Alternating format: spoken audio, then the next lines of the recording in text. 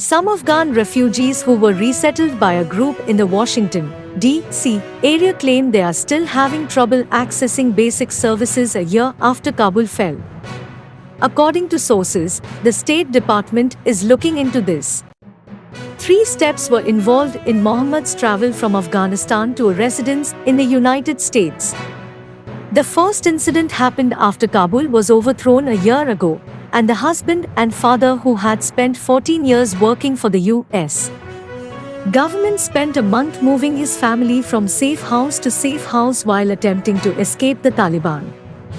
The second was in Qatar, when his family slept on a military post for 4 weeks in a cargo container that had been converted into temporary accommodation.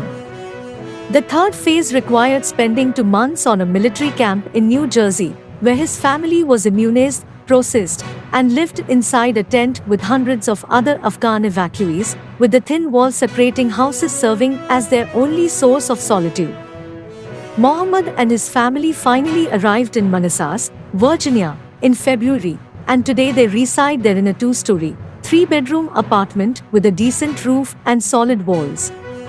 He needs it now more than ever because his wife is battling a serious illness. No one in his family has yet secured employment.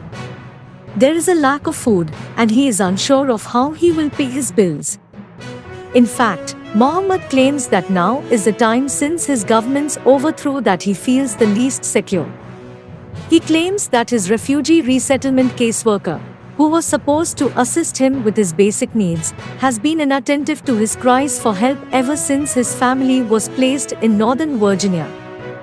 Because of security reasons, Mohammad, whose real name cannot be disclosed, says, "To be honest, I'm dissatisfied."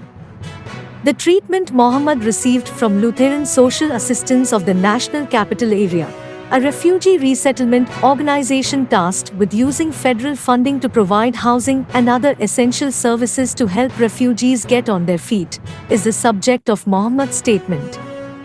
The organization claims to have resettled more Afghan refugees than any other charity on the East Coast, with a total of more than 4,500.